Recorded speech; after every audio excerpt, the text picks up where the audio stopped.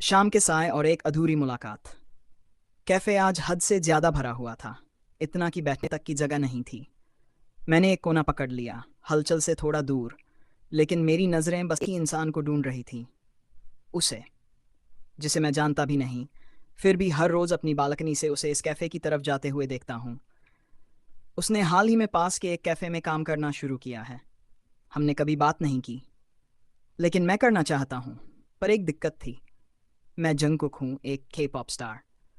अगर मैं उससे बात करूंगा तो क्या वो मुझे एक आम इंसान की तरह देखेगी या सिर्फ एक स्टार की तरह? यही डर मुझे हर बार रोक देता है। तभी फोन की घंटी बजी। हे डैड, कैसे हो आप? जंगकुक बेटा, तुम कहाँ हो? कल तुम्हारा कॉन्सर्ट है। तुम्हारी टीम के मेंबर्स, खासकर जिमिन, तुम्हारा इंतजार कर रहे हैं। जल्दी उनसे मिलो बेटा। पापा की आवाज में हल्की चिंता थी। डैड, आई एम सॉरी, बस थोड़ा बाहर आया हुआ था। बस कुछ ही देर में पहुंचता हूँ, मैंने जल्दबाजी में कहा और फोन काट दिया। कहाँ हो मेरी जान? कब से तुम्हारा इंतजार कर रहा हूँ। प्लीज, अब और इंतजार मत करवाओ। कैफे की चहल पहल के बीच अचानक एक जानी पहचानी लेकिन अनसुनी सी आवाज कानों में पड़ी। सर, क्या आप कुछ ऑर्डर करेंगे? मैंने नजरें उठाईं।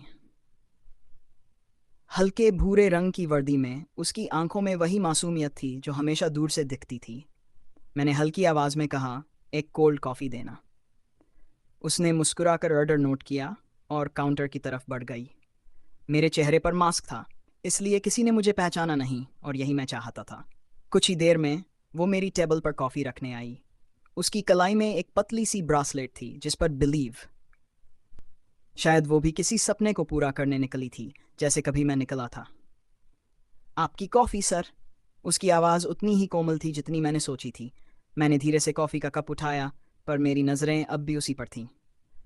वो चली गई बिना मुझे पहचाने, पर अब मैं खुद को और नहीं रोक सकता था। अब मुझे उससे बात करनी ही थी।